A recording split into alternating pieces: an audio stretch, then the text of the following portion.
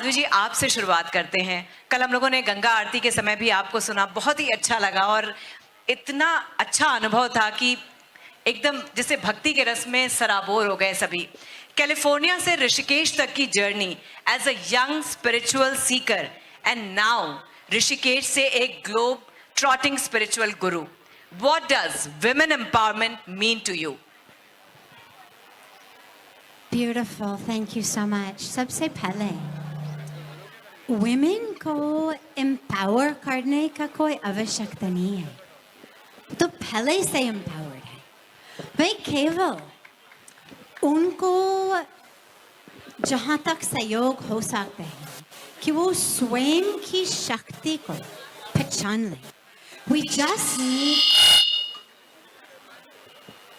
just need to help them realize how empowered they already are. आप इसी संस्कृति को देखिएगा. This is a culture of worship of women, reverence of women. अभी भी नवरात्रि खत्म हो गया, 9 दिन के लिए लगातार हम अपनी mother goddess, divine mother का पूजा किया. जब भी हम लोग मंत्र बोलते हैं माँ गंगा जी की आरती के बाद, आपने सुना होगा कहाँ से शुरू करते हैं? त्वमेव माता, फिर चपिता त्वमेव. सबसे पहले माँ. जब भी हम भगवान का नाम भी लेते हैं तो सबसे पहले शक्ति हम कहते हैं सीताराम, लक्ष्मी नारायण, राधा कृष्ण. सबसे पहले शक्ति. जब आप पूरी सृष्टि को देखिएगा, इंग्लिश में we don't have male or female words, but in Hindi the words themselves are male or female. ये पूरा सृष्टि feminine है, शब्द भी feminine है, सृष्टि feminine, प्रकृति feminine, धरती feminine. जो शक्ति जिससे सृष्टि होती है, that energy through which the creation is created, that energy through which nature is created, शक्ति वो भी feminine है.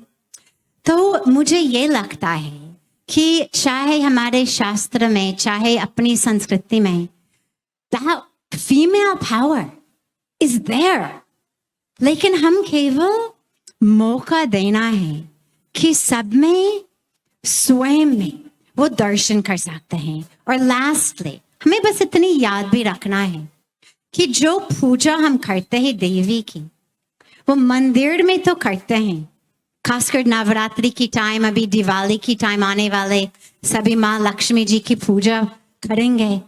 लेकिन हमें याद रखना है कि चाहे माँ दुर्गा हो, चाहे माँ लक्ष्मी हो, चाहे माँ सरस्वती हो, जिस तरह से हम अपने मंदिर में उनका पूजा करते हैं, जिस तरह से we respect and love and revere that mother through these sacred deities, well, that mother, वो अपने घर में भी रहते हैं. अपनी पत्नी, अपनी बेटी, अपनी माँ, अपनी बहन, they are also the divine feminine. They are also the mother goddess. तो जो हम लोग मंदिर में कभी करने का सोच भी नहीं सकते हैं, हम अपने घर में भी कभी नहीं करना चाहिए, ना अपनी कंपनीज में, ना अपनी समाज में. We need to give the women and the girls in our life that same respect. और कम से कम we need to remember to give them opportunities to realize their own power. हम बात करते हैं बेटी बचाओ, बेटी पढ़ाओ, लेकिन उसके साथ साथ we have to remember not only बचाओ और पढ़ाओ, but in our schools, the schools must have toilets. The toilets must have doors. The girls must be given education in menstrual hygiene ताकि they don't drop out of school when they hit puberty. So all of these things are critical for us in the samaj. It's there already in the Sanskriti. It's there already in the Shastras. We just need to bring that into our homes, into our offices, into our communities, into the samaj. And then we will see really the magic of that Shakti in our lives. Sadhvi Bhagwati Saraswati ji, आपसे एक छोटा सा सवाल हम करना चाहेंगे. आपने books भी लिखी हैं, अलग अलग टॉपिक्स पे आपने बहुत सारे काम भी किए हुए हैं. हमारे आज का बच्चा, खासतौर पर बच्ची, न सिर्फ उत्तराखंड की बल्कि देश भर की बच्चियों को, जो आपने कहा कि शक्ति अपने अंदर है, बस उसे पहचानना है और उसके बाद दुनिया की कोई ताकत तुमको रोक नहीं सकती. तो एक उन बच्चियों को जो माहौल उनके माता पिता दे रहे हैं, सबसे पहला मैसेज उन्हें जाना चाहिए कि वो अपने बेटे और बेटी में भेद ना करें, क्योंकि पहला भेद घर से ही शुरू हो जाता है. कभी किसी लड़के से नहीं कहा जाता कि जरा पानी लेके आओ, बेटी से कहा जाता है बेटा वो मेहमान आए हैं पानी लेके आओ. तो सबसे पहले नजरिया बदलना होगा माँ बाप को कि अगर दो बच्चे घर में हैं, लड़का और लड़की, तो उनका बर्ताव अपने बच्चों के साथ कैसा होना चाहिए ताकि बेटी अपने घर से ही अपने भाई के बराबर अपने को सशक्त महसूस करे. आपके जरिए ये संदेश जाएगा, हमें उम्मीद है देश सुनेगा और उस पर चलेगा. देखिए, जब भी कोई बेटी हो गर्भ में, तो वो सचमुच माँ लक्ष्मी अपने घर में आके हमको दर्शन दे रहे हैं. तो the birth of a child is always a blessing. The birth of a girl is the arrival of Ma Lakshmi into our home. So this is something सबसे पहली चीज कि हमें इसको celebrate करना चाहिए.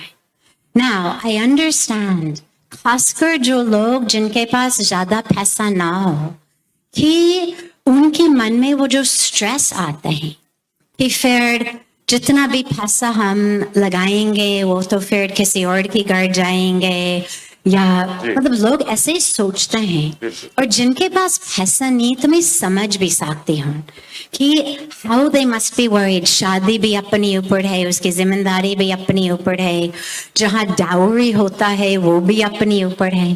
तो आई थिंक नंबर 1 सबसे पहले चीज कि ये डाउरी वाली खत्म होना चाहिए एकदम 100%. फिर वो रिस्पॉन्सिबिलिटी, वो स्ट्रेस दूर हो जाए.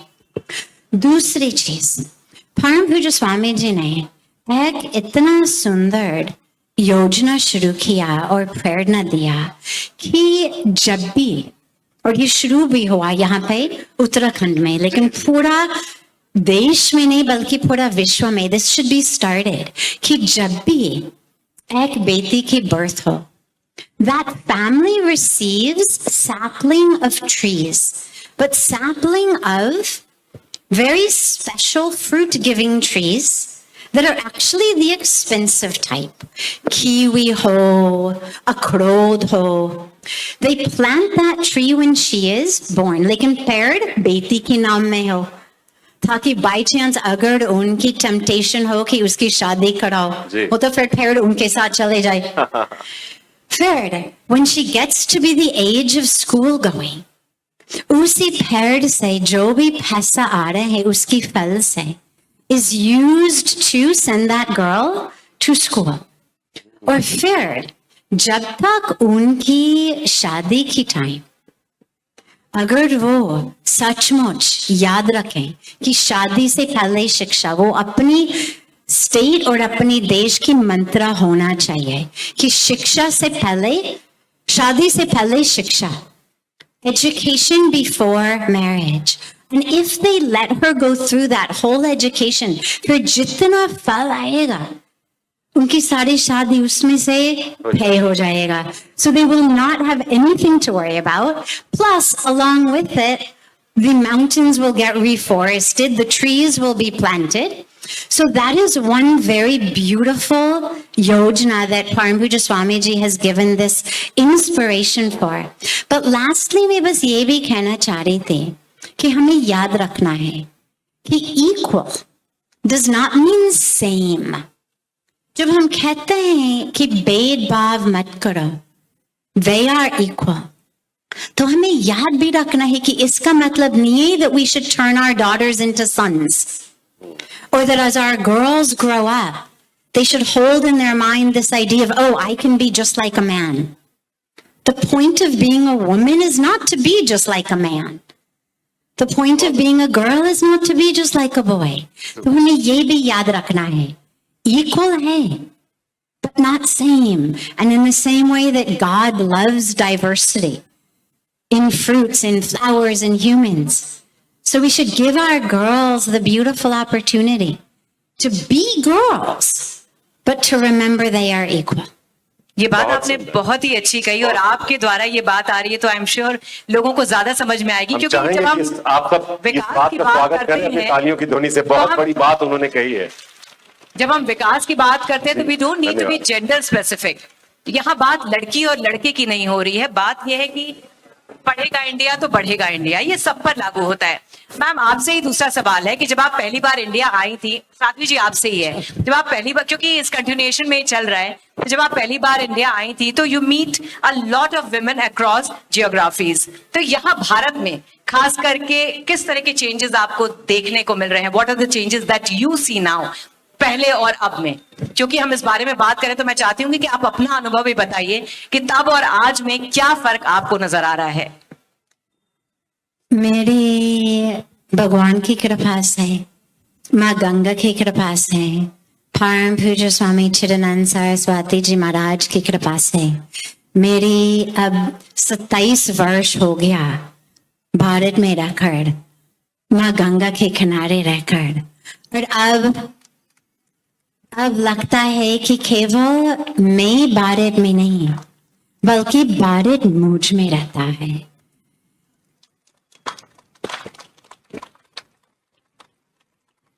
जब मैं पहले आई, मैं 25 साल की थी, एक्स स्टूडेंट। मैंने स्टैनफोर्ड यूनिवर्सिटी से ग्रेजुएशन की, फिर मैं अपनी PhD कर रही थी और मैं आई एक बैकपैक को लेकर। मेरा कोई ऐसे प्लान नहीं था कि मैं रुक जाऊंगी, मैं संन्यास लूंगी, मैं इंडियन बन जाऊंगी, वो कोई ऐसे प्लान नहीं था। मैंने बस एक छोटी सी छुट्टी लिया मेरा PhD प्रोग्राम से, लेकिन ये सचमुच माँ की शक्ति है। माँ गंगा ने मेरे दिल को ऐसे खींच लिया कि अंदर से अनुभव हुआ कि this is my home. Bharat माँ ने मेरे दिल को ऐसे खींच लिया कि कहीं जाने का मन नहीं है। और मैं इसलिए आपके साथ शेयर कर रही हूँ क्योंकि यही इस प्रदेश की और इस देश की शक्ति है, और ये संस्कृति की शक्ति है जो हमको पूरा विश्व से खींच रहे हैं यहाँ। तो हमें याद रखना है how fortunate we are to be in this land, to have this sanskriti, to have this sanskars. मैं हमेशा कहती हूँ कि अमेरिका में लगता था कि सब कुछ बहुत बड़ा था, बड़े बड़े सड़कें, बिग बिग रोड्स, बड़े बड़े मकान, बिग हाउसेस एंड बिल्डिंग्स। उसी समय 27 वर्ष पूर्व भारत में things were not quite so big. लेकिन मैं हमेशा कहती हूँ कि भारत में फिर आकर मैंने ये देखा, ये सीखा, ये अनुभव किया कि बड़ा होना कोई आवश्यकता नहीं है, बल्कि बढ़िया होना चाहिए। और यहाँ की संस्कृति, यहाँ की संस्कार, यहाँ की समाज, यही सचमुच बढ़िया है। तो हमें याद रखना है, yes, there are things we need to do, we're talking about them, but we should remember how incredibly blessed we are. And on the level of women empowerment and girls, I've seen such change, such change. I'm so touched and glad, impressed. Klaskard, under the leadership of our Honorable Prime Minister, Shri Narendra Modi ji, just in these years, if you see women, girls in the schools, in the universities, in the workforces, in the government, in the army, wherever you look, it's beautiful. And you see that courage. You see that self-assurance. So it's been beautiful to see the change. And धीरे धीरे आपकी माध्यम से श्रेष्ठ भारत, श्रेष्ठ Uttarakhand, to make India really great, to make Uttarakhand really great, वो महिला शक्ति के बिना हो नहीं सकते हैं. So third, using your beautiful power to get that message out more and more, I am confident that not only will they realize that power, but they will share that power. और आज अपने देश में, अपने विश्व में यही चाहिए. Because that energy of Shakti is an energy of nurturance and nourishing and caring and sustaining. And when we see the wars and the violence and the crime, the environmental destruction, we need that energy of Shakti. We need that energy that reminds us to care, to nourish, to nurture, to sustain, to support. जो पहले खिलाते हैं, that energy is what we need in the world and our country today. So the more women we can create space for, ताकि वो आगे आ जाएं, the more peace, the more sustainability we will see on our planet. Ma'am, how can you make spirituality more practical and humane to integrate the not so privileged class, whether it is women or otherwise? देखिए, spirituality is that which is for our lives. Spirituality केवल पुस्तक में नहीं है. Spirituality केवल पूजा में नहीं है. Spirituality is that which governs every minute of our lives. हम कैसे सोचते हैं, कैसे बात करते हैं, कैसे खाना खाते हैं, कैसे कपड़े पहनते हैं, कैसे शॉपिंग करते हैं, कैसे livelihood में करते हैं. All of our spiritual values and spiritual awareness, it dictates every minute and every moment of our lives. And if it doesn't, then it's not real spirituality.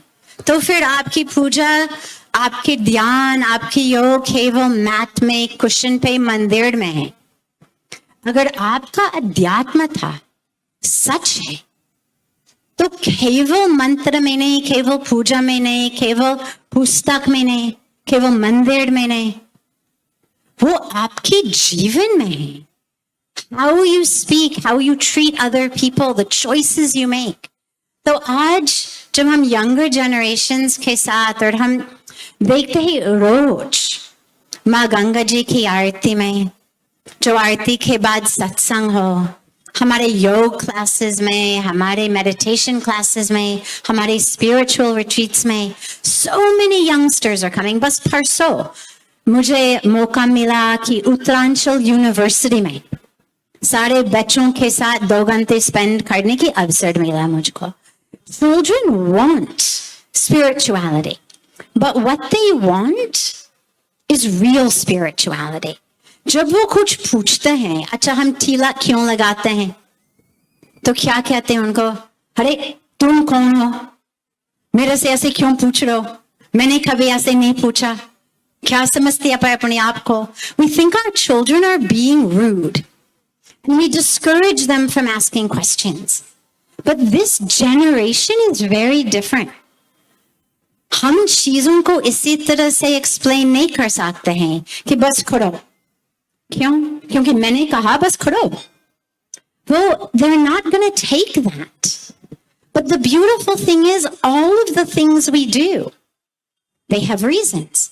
They have beautiful scientific reasons, beautiful deep reasons. चाहे tilak हो, चाहे अपने मंत्र हो, चाहे अपने यज्ञ हो, चाहे ध्यान हो, चाहे जो भी है. All of these things have very powerful reasons. Youth give us the challenge and the opportunity कि पहले हमें सीखना है. We get insulted when our children ask us things only जब हमें answer कुछ पता ही नहीं है. तो थोड़ा सा संकोच से We yell at our children. If we know the answer, तो हम बड़ी प्रेम से उनको समझा देते हैं. तो यदि बच्चे ऐसे प्रश्न पूछने लगेंगे अपनी अध्यात्मता के बारे में, अपनी संस्कृति, अपने संस्कार, अपनी पूजा के बारे में, अपने धर्म के बारे में, तो don't feel badly. Don't make them feel badly for asking questions. It's wonderful. अगर आपको पता नहीं, कोई बात नहीं, आप सीख लीजिएगा, बहुत अच्छा. But what I've seen with youth is the minute you explain something to them, they say, oh, मैं आपको बस एक ही एग्जाम्पल दूंगी, समय की मर्यादा से एक ही एग्जाम्पल दूंगी. वेजिटेरियनिज्म. जब हम अपने बच्चों से बात करते हैं वेजिटेरियनिज्म के बारे में, तो टिपिकली हम कहते हैं कि देखो हम शाकाहार हैं क्योंकि we believe that animals are our sisters and brothers. ऐसे कहते हैं. या we say we believe that the cow is holy, इसलिए we are vegetarian. Problem arises when the children say, मैं ऐसे नहीं मानती हूँ. I don't think the cow is holy. I don't think animals are our sisters and brothers, so why can't I eat them? Then we get very insulted. क्या रे? तमीज से बात करो. Right? We get very upset. Yes. लेकिन अगर हम थोड़ा सा सीख लें, what we will learn is that actually vegetarianism is not just for the animals. Vegetarianism is for the planet. The meat industry is the single greatest contributor to climate change. Yes. The meat industry is one of the main reasons that we have world hunger. तो आप अपने बच्चों से, rather than slapping them because they don't think the cow is holy, इनसे ये पूछो, do you care about starving children? Do you care that children are dying of starvation, tens of thousands of them every day? Do you care about water shortages, air pollution, climate change? And our children are very good. Aajkal, they are all environmentalists. Aajkal, the children are all about sustainability. So you just give them the reasons behind what we do that are more about science than just about religion. And you will see they all come around.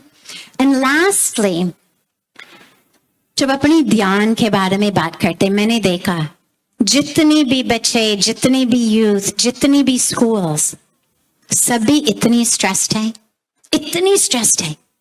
Suicide rates are up, depression rates are up, anxiety rates are up. They are looking for something. They're dying for something. कि please मेरे को कुछ सिखाओ. जी.